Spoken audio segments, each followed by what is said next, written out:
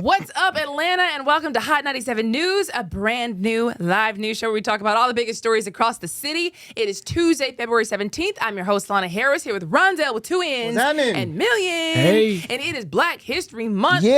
still, baby. You understand me? So here is Ronzel with 2 N's with your 1 minute of Black excellence. Yes, today is a somber It is. 1 minute of Black excellence, but I'm still gonna give it to you anyway. And this one is from the heart, man. This is a good one.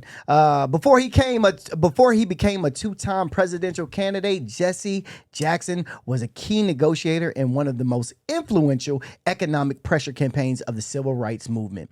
In 1969, Jackson led Operation Breadbasket in Chicago under Dr. Martin Luther King Jr.'s Southern Christian Leadership Conference. Instead of just protesting segregation, the strategy targeted corporations that made money in the black neighborhoods but refused to hire black employees or do business with black vendors. All right. Companies learned real quick you can't sell in the neighborhood if you don't hire the neighborhood. Understand me? All right. Before diversity was a department, before inclusion was a slogan, Jesse Jackson was in rooms most of us weren't allowed in, making sure we got hired in them. And that's legacy. Rest in peace, Jesse Jackson. And that's 1 minute of Black excellence. Amen. Yeah, man. That's a sad day, man. It is sad. He Jesse- just died. Again, we don't know how it happened. That hasn't been released to the public yet. We do know he was dealing with some health issues. But again, you know, you do what you can when you're on this world. For sure. And you're going to go at some point. And he leaves a heck of a legacy behind. Yeah, he does. So shout out to him. Shout out to his family. Shout out to his people. Shout out to everything he's ever done for just the community. For sure. And I'm glad he was our 1 minute of Black excellence. Yeah, for sure. Yeah. Amen. Okay, hopping into news that is not excellent, if we are being honest with ourselves, you know, we got to do better. The community has to do better in general. We all know this. We'll work on it. But the first story of the day is the fact that another inmate has died at the DeKalb County Jail. It was a 57-year-old man. Yeah. Michael Goffa was found unresponsive in his cell Sunday at the DeKalb County Jail. Authorities say Michael Goffa was found unresponsive in his jail cell Sunday and later pronounced dead. Officials have not released the exact cause of death yet, but the sheriff's office says there is no indication of foul play. There's no he was bothered by anybody else. It's interesting, though, because technically this is the first reported inmate death at the jail in 2026. But last year, 8 inmate deaths were reported at the jail. Dang. 8. That's pretty high. I was I was going through it all this morning. I was like, so what's the rate? Yeah. What's going on here? So comparatively, other counties and other jails that have this amount of people that do attend this jail, because it's a lot of inmates that do are part of this daily average on a day-to-day. It says 2,200 inmates are there each day, but comparatively, when I was looking through it, there's usually around roughly 3 to 4 deaths per year. At other jails that have the same amount or the same population that this jail does too. So we doubled it. DeKalb County doubled it last year. Interesting. Because I would have thought that went to Fulton County. Yeah, for You know, sure. Fulton County has a lot of death. Yeah. You know, they're under investigation for how bad Fulton County Jail is. So Right. that is interesting. At what point do we stop? Does it become, because, jails are supposed to be for rehabilitation. You're supposed to go in there to get rehabilitated. And, yes, you are a criminal. Yes, you are incarcerated, but at what point do you go, how do we, protect these men's lives that did these crimes, regardless if they were heinous or not, you know? How do we protect these people's lives? Because at the end of the day, they're still humans. You know what I mean? So it kind of sucks because you look at it from an outsider's point of view and you go, but they're criminals. So they shouldn't be protected. They shouldn't have protection. They shouldn't be allowed to feel safe. You know what I mean? But when you think about it, it's like, dog, that's somebody's son. Yeah. Or that's somebody's daughter. Regardless of what they did, that's still somebody's family member. And, for us not to have empathy towards that really is terrible, is a terrible way to think, man. And it sucks because once people get into the system, they're automatically looked at as a bad person and this or whatever they get, they get. Now, I've been on this show, and I'm not going to sit here I'll probably sound like a hypocrite, but I've been on this show, and I've said multiple times how people should be under the jail or they should be hurt in jail, 100%. And for those certain criminals, I stand on that. I will stand on that because the things that they have done. But for the people that were in there for, other things, man, it's something needs to be done. So these people can at least feel safe and do their time and come out to their families and be rehabilitated and be able to do their time and go to school and get an education in X, Y, and Z, and then come out and be a productive citizen in society. So that's how I feel. When I was doing the research earlier, a lot of these deaths that do happen in the jails aren't even done because of foul play, but a lot of times it's mental health issues, people suicide.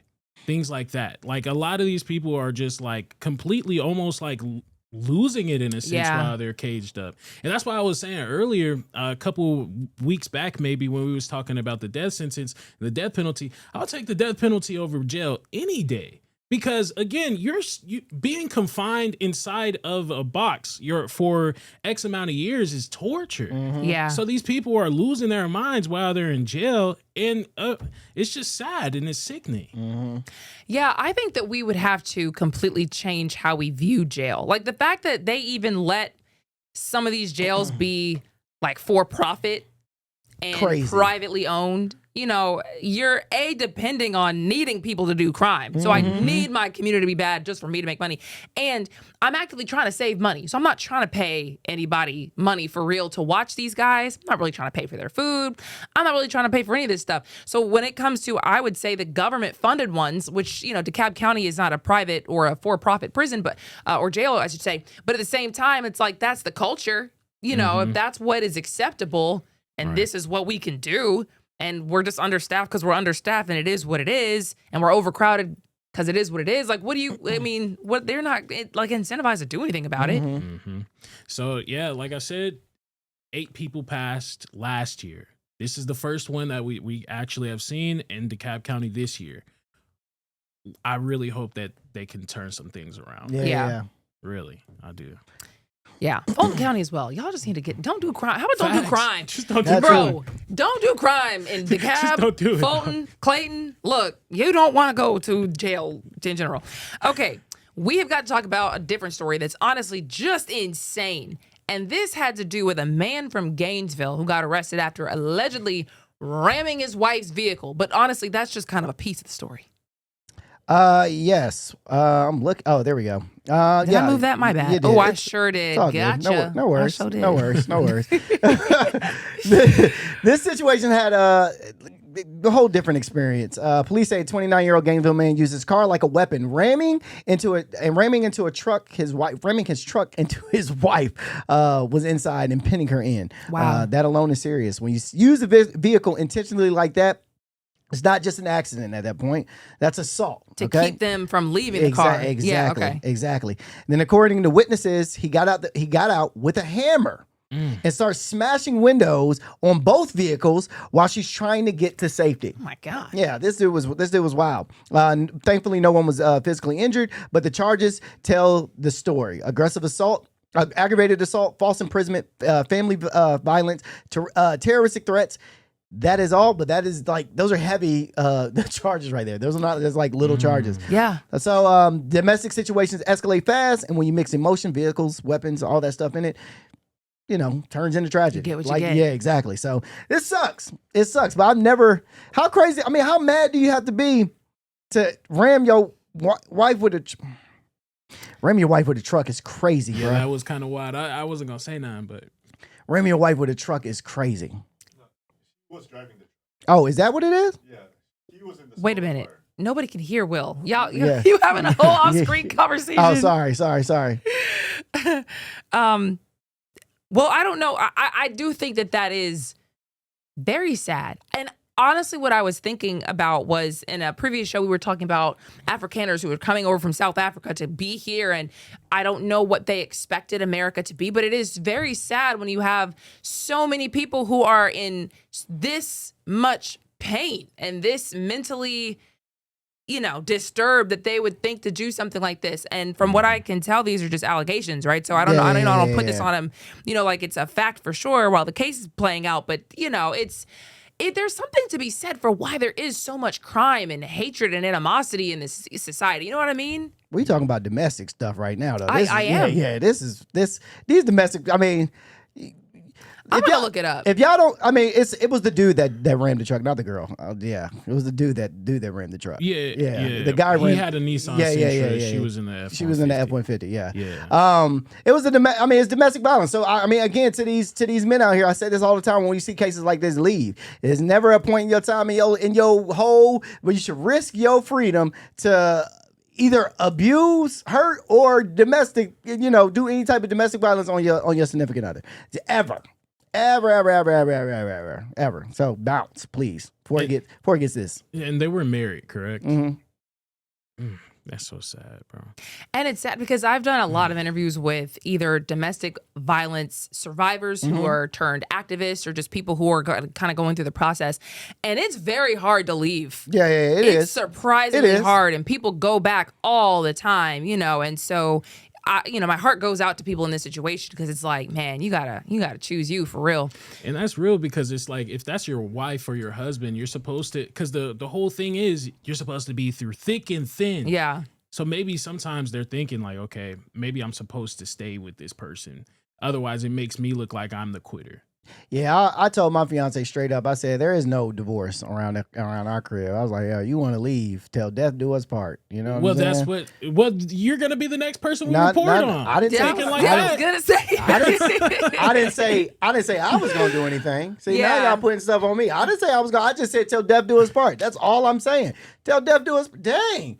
Why I gotta be looked at as? Because you said that after he was saying I get it. She got. Oh no, I understand The treatment. I get what he was saying. All I'm saying is double down, Dale. Till death do us part. Double down, Dale. You ain't leaving no matter what. No, I didn't say we. Hold on. First of all, it wasn't. It's not me that's saying that she could. It could be me that died. We don't know. What's your fiance saying? We Blink don't twice, know. girl. Blink twice if you need some help. Y'all don't be. He said it could be me that died. Bro, Dale, chill. We don't know. Y'all don't know this. Oh my God. Oh my God. I was trying to look up what are the domestic violence cases in America versus some of the other most developed countries in the world, but ChatGPT seems to be very much struggling. That's actually a good question. I would like to know that. That's what I was kind of getting at. Like, why is there so much freaking just animosity here? Like, I wonder if other developed countries deal with the same thing, or if they're happier, or if they are, just have better relations. But this thing has been thinking for like 3 minutes straight, and at this point I'm like over it. You know what I just thought? I just thought about the Afrikaners coming over here and then white men saying like, "Oh, y'all out here, y'all." Maybe they don't do that over there. Please, please. I'm looking at it. I'm sorry, bro. That's not. Bruh. That's a wild thought. It's a very wild thought. All right. So I looked it up for you since your Thank chat's you. down. It's still thinking. Domestic violence in the United States affects approximately 10 to 12 million people annually, with a lifetime prevalence affecting over 1/3 of American women. And it's comparable to or higher than many other developed countries. While rates in North America are 32%, other countries like Western Europe are like 22%. So we're kind of high. We're on the higher spectrum as opposed to, other countries. What do you think that could be, Lana? Coming from a female's perspective, like dealing with men. I think it's the culture. Like, I think it's movies. I think it's songs. I think it's all of that. I think it like normalizes all the treatment. You know what I mean? Like, I think it's literally everything. I think it's the food. You think they beating they people because of food? I think that. Wait. The fried chicken is turning us into I'm not saying fried chicken because I'm not saying black people, by the way. Just saying fried chicken. You ain't cook it right? Yeah, you know what I'm saying? Why my pasta ain't got no sauce on it, That is not what I meant.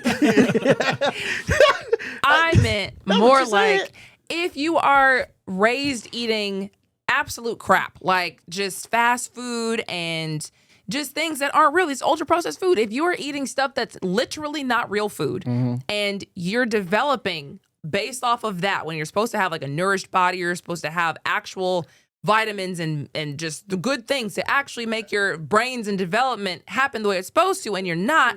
What if that plays into just how you think differently than you should be thinking? Why are you looking at me like that? I saw how you flipped that. That was good. You said, What do you mean I flipped that? Your body's supposed to be healthy because they're getting fat. That's why they getting. It's not about being fat. Hey, what she said is stay in the gym and keep looking good. That is not. Some of these gym rats are like some of the worst. They are the worst. Oh, Okay. All right. So from what my chat just came up with, and I don't even believe it just thought so hard. This says that the United States does have a high rate, and it doesn't really give me numbers. You know what? This is why I don't like ChatGPT. We're gonna move on.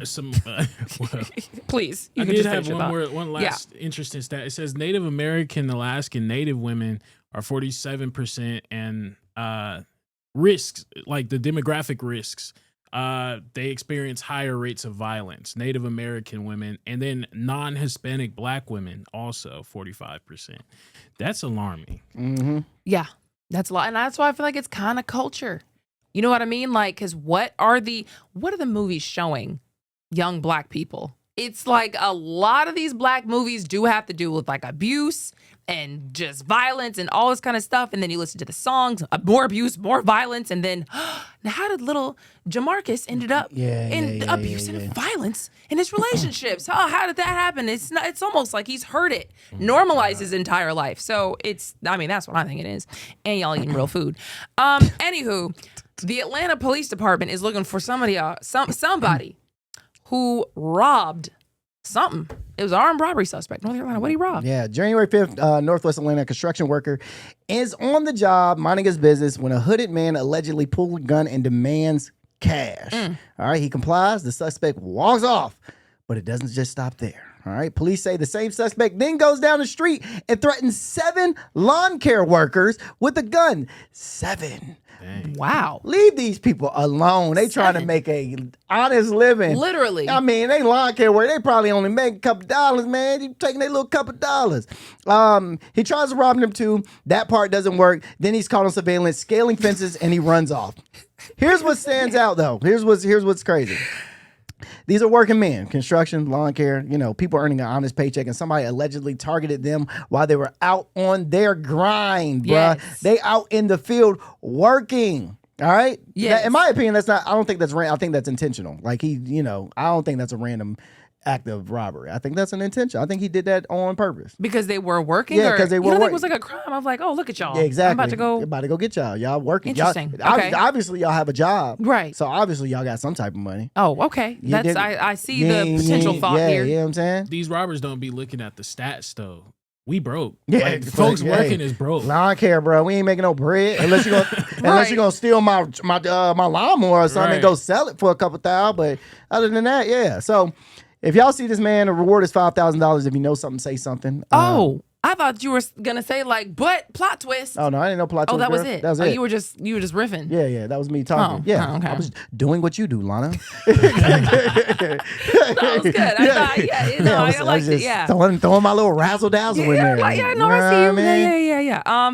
That is very sad. I did think it was funny, and that's what I thought you were about to say. The fact that he tried to rob that group of 7 lawn care workers, but it didn't work. Yeah, it didn't fail. It failed. They probably and then just left. Yeah, just walked away. It probably was some Spanish people, and they were like, "All right, bro, yeah, hey." They probably was like, "Bro, if you don't get out my face, bro, we have bigger fish to fry, dog. Like ICE is out here. We're not worried about you, Playboy. Like what? It's 7 of us versus you. Man, we'll beat you up. Either that, or they just didn't have anything on them. You're That could've been robbing it. for cash. Like, who does that in this day and age? Nobody carries cash on them. Well, anymore. lawn care. Well, Spanish people. A lot of Spanish people do care because a lot of them can't get accounts.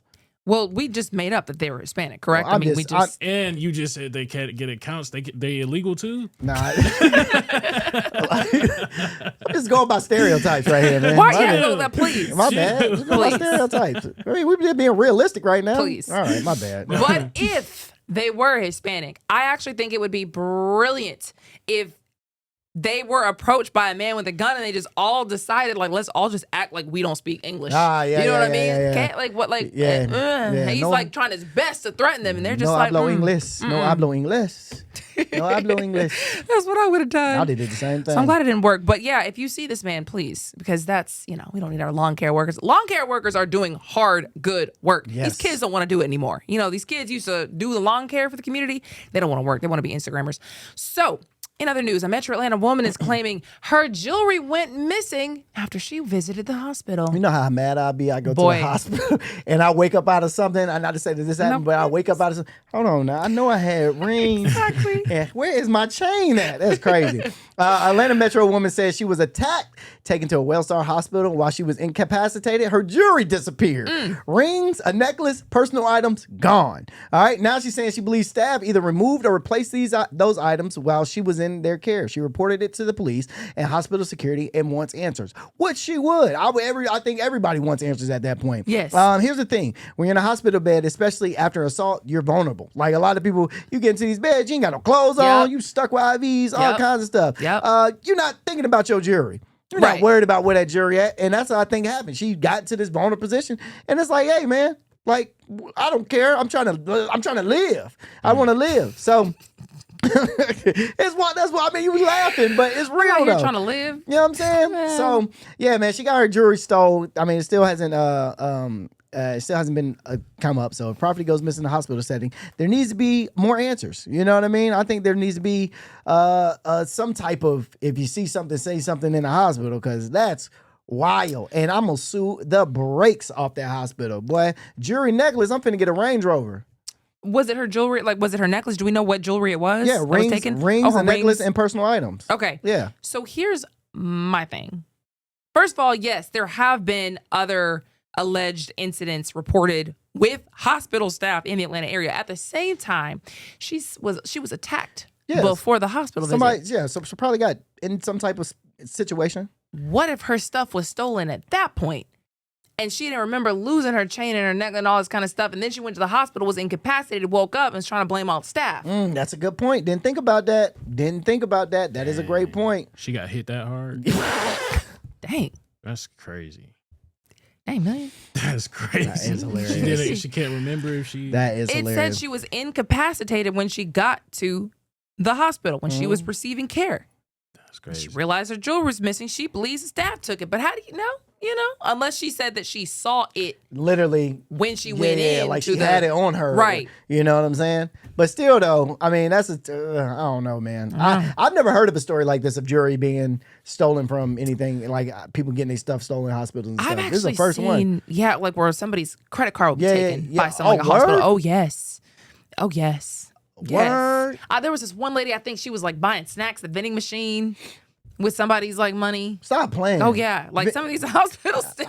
I'd have bought you some snacks now, Miss Lady. God, they ain't have to use my card for snacks. You didn't have to do that. That's crazy.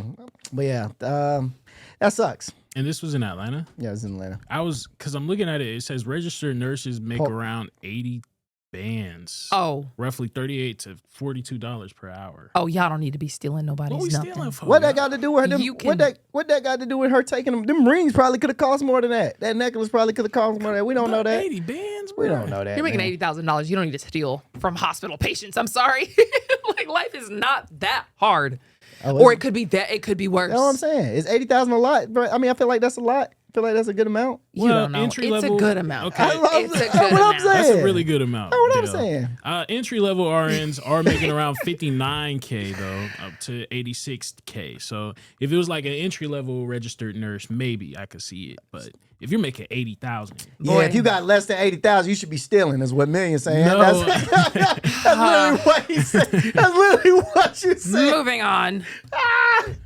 Not the only person dealing with some theft. There is a mother here in Atlanta that says $900 in SNAP benefits was stolen through an online transaction. Yeah, so mother says somebody stole 900. $900 out her Snap account. That's a lot. Through an online Walmart transaction. That's a lot. You know what I'm saying? That's not just extra money. That's grocery. That's like literally. survival money. For groceries? $900. That's like a month and a half worth of Literally. groceries if you know how to do it right.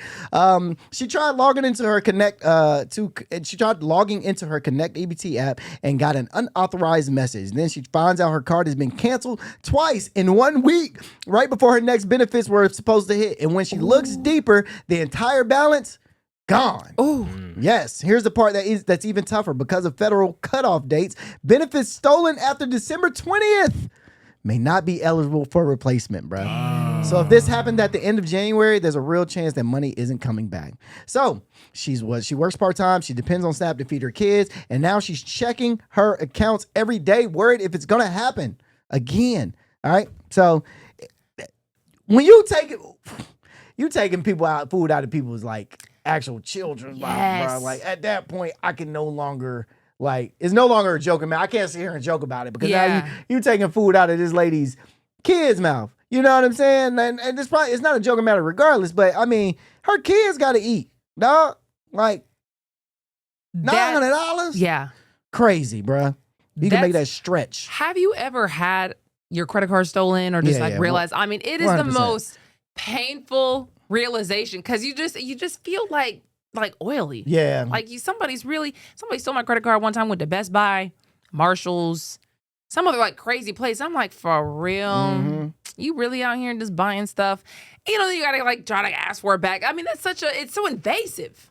Still hey, listen, bro. I'm telling you right now, when I don't have no money, you steal my credit card, you ain't gonna get far, bro.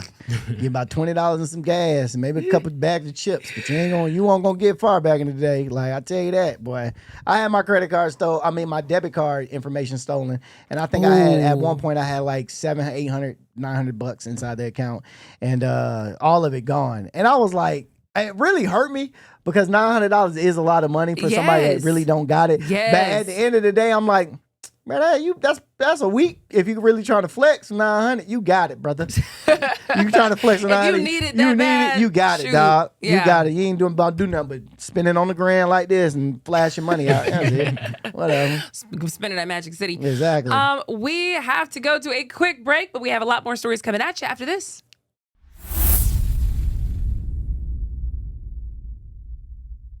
Welcome back to Hot 97 News Atlanta, and we got some sad news, honestly, to start this block off with. Lake Lanier just struck again. Man, yeah, that's so crazy. Y'all already heard this just adds to the hysteria about Lake Lanier. I mean, it's got a vibe. I mean, it's really creepy. So a vehicle was pulled from Lake Lanier early Monday afternoon. That's it, in the water right now. Deputies and a dive team responded to Lake Lanier near Tidwell Park on Monday after a vehicle was discovered submerged in the water. So once the vehicle was recovered, authorities confirmed that there was a body found inside of it. The Forsyth County Sheriff's Office has not released the name of the individual in the car following standard procedures of notifying family members first.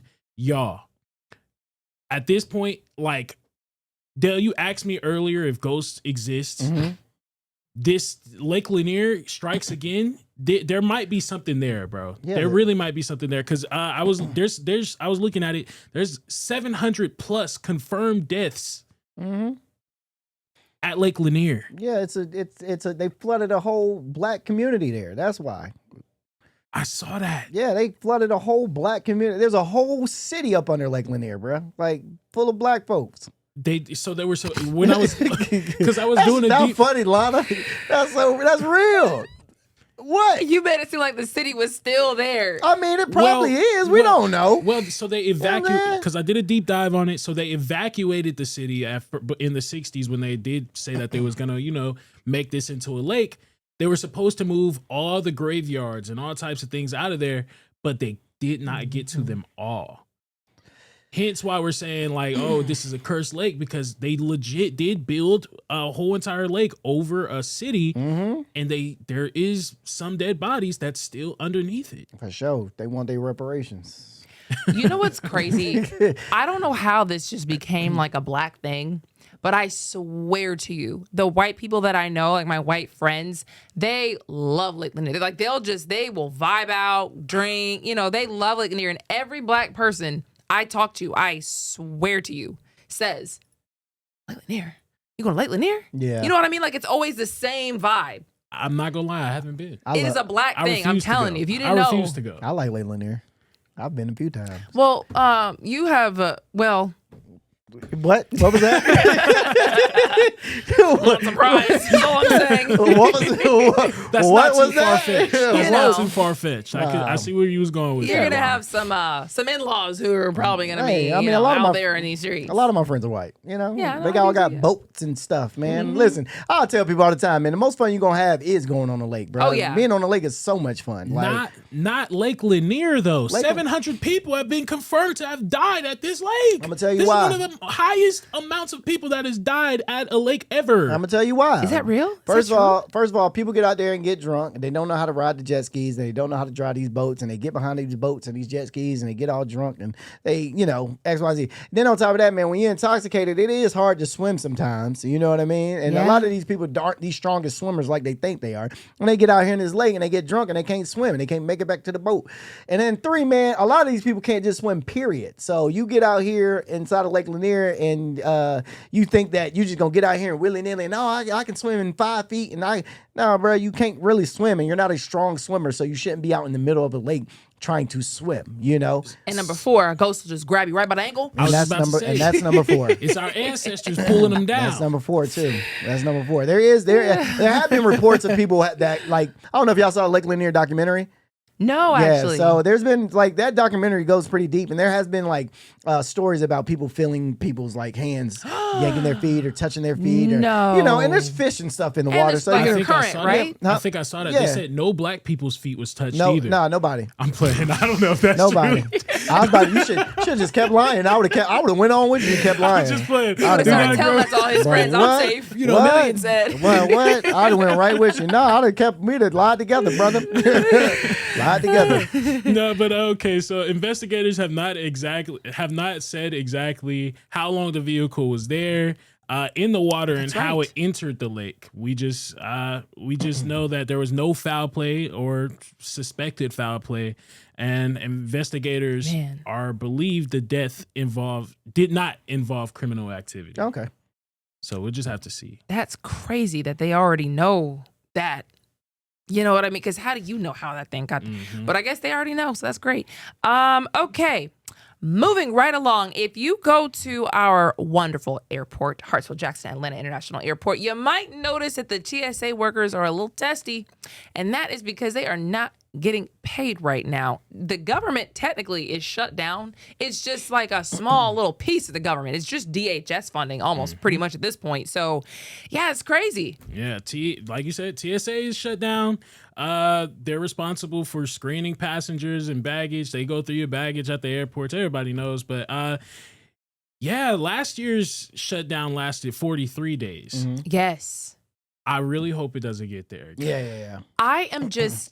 I'm upset for them because it seems like nobody cares. You know what I mean? Like most of the government is funded and this impacts so few people. It doesn't even impact ICE, which is like the real reason why they're shut down, which we were talking about before. Yeah. ICE is funded through a different pot of money. So literally they're like, now what do we have to do with any of this stuff? Which is crazy because like the FAA, the whatever that is, the Flying Association, their air traffic controllers are still working. So like those people that are piloting and things like that are still getting paid. So they're saying that like flight cancellations aren't a thing. So TSA still got to keep going. Wait, FAA is getting paid right now? Yeah, Federal it says Aviation remains Administration? funded. Yeah, the FAA remains funded, and air traffic controllers will continue working and getting paid. Wow. So they're getting paid. So it's just the TSA workers. So the flights is still moving, y'all. The flights is gonna still go because they getting paid, but TSA ain't gonna be getting paid. Nah. And TSA workers in Atlanta, Already they're got like attitude. over it. They are over it. They don't have time, which sometimes I do appreciate because some of y'all get to that line and act like you ain't never flown before. Take your shoes off. Yes, Yeah. take your laptop out of the bag if you're not in like pre-check or something like that. So some of y'all need to get yelled at. But sometimes I'm like, dang, girl, did you just have a bad day or something? Why are you yelling at me? Exactly. I'm in a line. They got an attitude already. Now you checking they're not getting paid? Oh, Right. boy, they about to have a double attitude. I wish you would not take your shoes off when I Right. tell you take your shoes. Coming up, give me them shoes. Finna take them off for you, boy. What? Yeah, so please, y'all, I was looking at it, ways to make it easy. Really, it's just get there early so they could do their job and get out there fast, all right? Because they're not getting paid. We cannot tip them. They're legally not allowed to I did not take know tips. that. We can't Oh, tip wow. them because imagine if you're like tipping them, maybe they can. Oh, if- look if- the other way. Right, if I'm an officer, I'll just Yup. look another way. There's So- not a knife in my bag. Well, exactly. You can, I mean, there's ways to do it. Just put it on the little. Hold on. What? All Ways right, to do chill. what? Tip the. Oh, TSA. I thought you was. Oh no, bro! Oh, you not Trying to finna teach get me. people how to do crime you ain't on the finna, you news. ain't finna get me on no-fly list, bro. I got places to be. Nah, you put because I've done it before. I've done it before, kind of, to where TSA agent was like really overly nice to me, like very nice, and I had put just like $10 on like the little bucket thing, Mm-hmm. put myself over and grabbed my book bag and all my stuff and just left the $10 in the bucket, and he picked up the bucket and like I just kept walking. What was his name? Let's I'm not, report him. No, I'm not telling him. No, Snitch. Snitch. you would probably tell just her. let you get. You he just would let you would tell on him too, man. Ah, he's picking up money. He's picking up money. He's picking up money.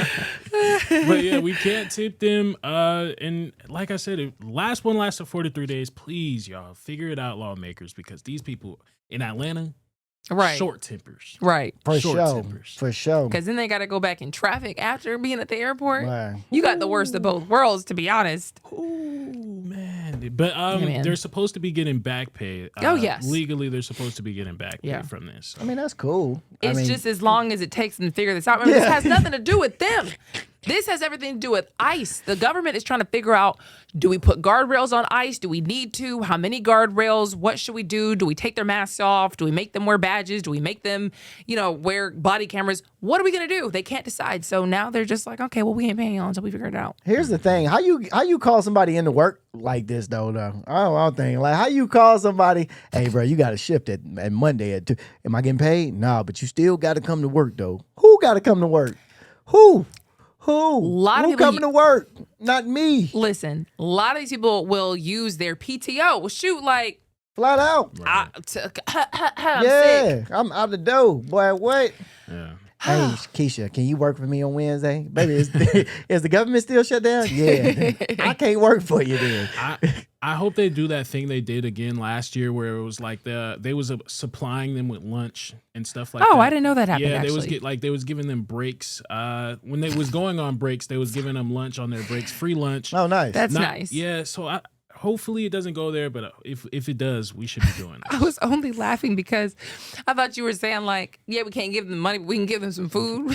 Well, that's what they doing though. And people were just like Oh, yeah, dropping yeah, off yeah. snacks. Yeah. Like, yeah, we know you ain't getting paid Yeah, right for like- now. yeah, Everybody yeah, just yeah. like trying to feed them like they're just a motherless child. Okay. Speaking of workers here in Georgia, there's an officer in Georgia who is now probably, thankfully, off the job after allegedly arresting people for DUI who were not impaired. Crazy. Wild, bro. That's the worst Come on, kind of bro. person. You could ruin someone's whole life. If you give me a DUI and I really am not. Bro. That's wild. So this story is about more than one traffic stop, okay? A Polk County truck driver gets pulled over, does his field sobriety test, right? Asked for a breathalyzer. He asked for this. And now, mind y'all, just clarification out there in the world, you do not have Yeah, to right. take a test. You don't have to take a breathalyzer. You don't have to take it. But he was so confident in him being sober, he said, give me the breathalyzer. And gets arrested for a DUI anyway. That's Crazy. Wow. So a month later, his blood test comes back below the legal limit. All right, this is not a mistake. You messing up somebody's livelihood at this point. You know what I mean? So as a truck driver, one DUI can end your career. So Yeah. let me just paint this picture for you. If you get a DUI as a truck driver, you can no longer drive as a truck driver ever. So he spent over $5,000 fighting a charge that investigators now say never should have happened. Okay, and here's where it gets bigger. Once this case opens, everything, it starts to unravel. Police started looking at other DUI arrests made by the same officer. Guess what? Turns out several of them are also involved drivers that were not impaired. What, bruh? Yeah. So the officer resigned instead of being terminated. They then got hired by another department a week later. The state post council put him on probation, but did not revoke his certification.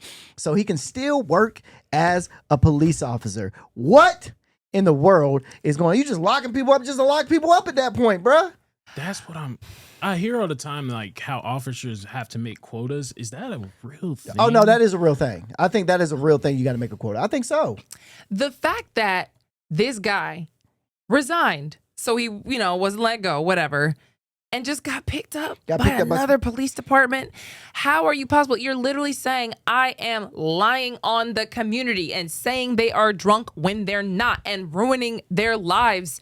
And I had to leave my position because of it. So you want to pick me up the next week?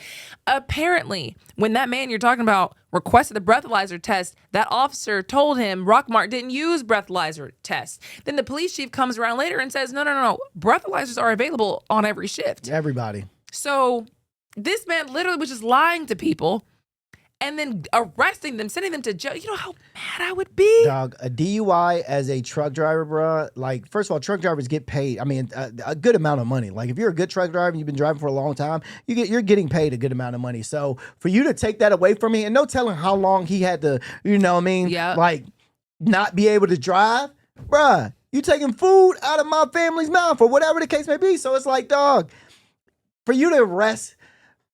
For no DUIs is crazy. So I know I got multiple friends that have had DUIs, and I know the process of getting a DUI is horrible. It sucks. And it goes. I mean, dude, it travels with you forever, forever. So for you to give somebody a DUI that wasn't impaired, messed up. That's like robbing them That's almost, because it literally takes a lot of money a ton. to just work through that process. I mean, just time and all that stuff. You got to check in with it's insane. I've heard somebody, I also have a friend who went through that and it was a nightmare.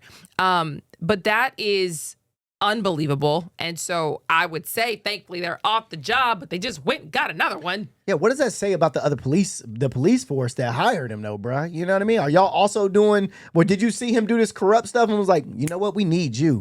We need that corruptness over here. What we need. That's what we need. We need another That's what we've corrupt. been missing. Hey, you like to just lock people up for fun? Come on over here and get a job. Imagine you didn't have the money to fight it. She had to sit and take the charge. Crazy. Okay. Also, what some would consider crazy. Jamal Lewis just got a presidential pardon. And yes, we are talking about former NFL running back and Atlanta native Jamal Lewis. What is this? Now, you don't know, you've never heard of Jamal Lewis?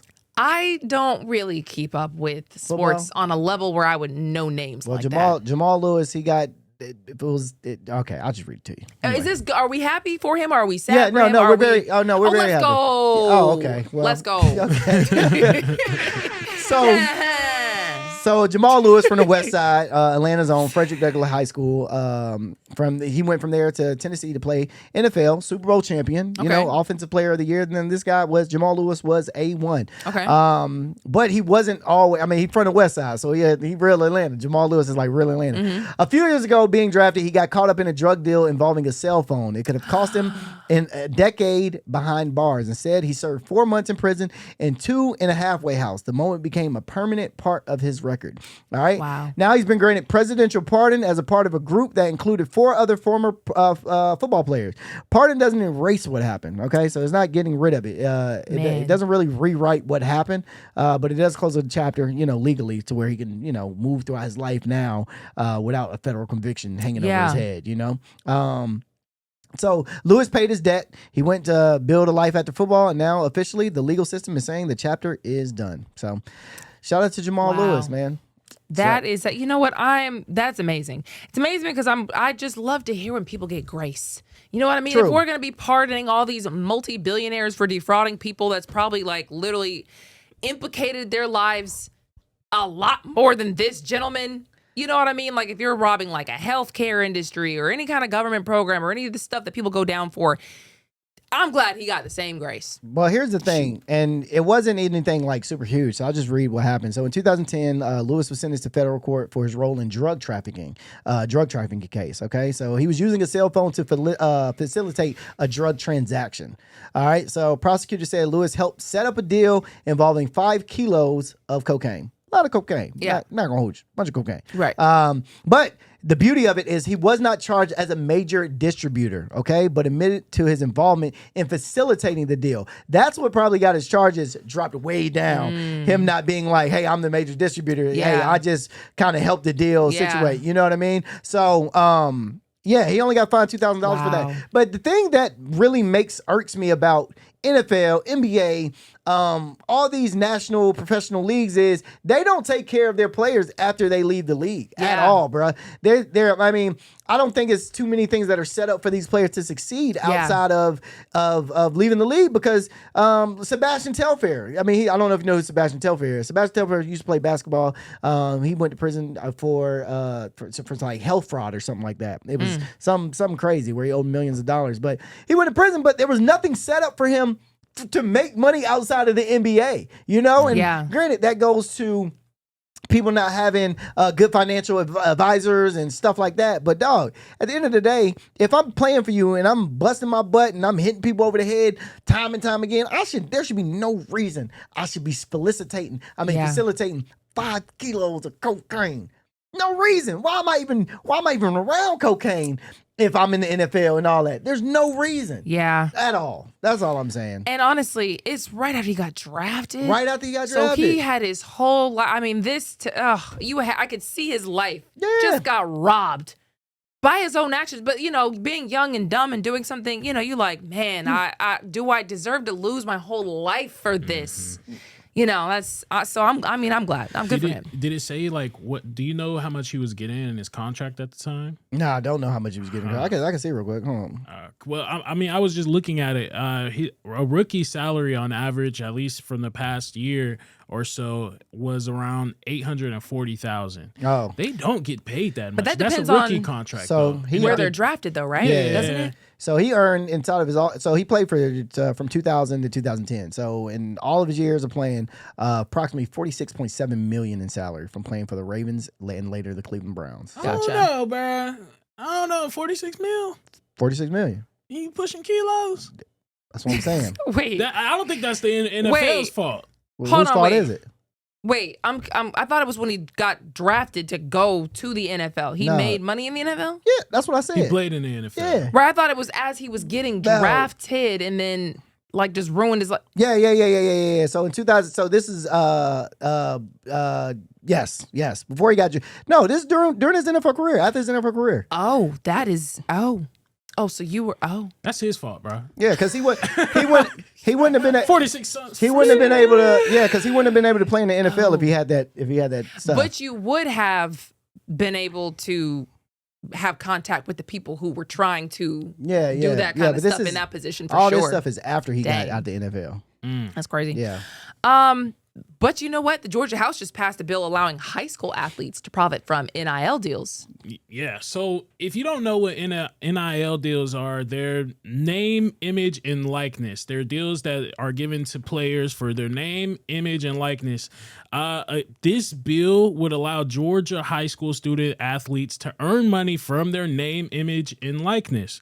I don't know how I feel about this, but under the specific proposal, NIL contracts would automatically end when a student graduates or leaves high school, and any future agreement would need to be renegotiated. So this comes about after, I want to say 2022, when college students was able to actually start making money. Now they're saying that high schoolers can start making money when they play for the high school.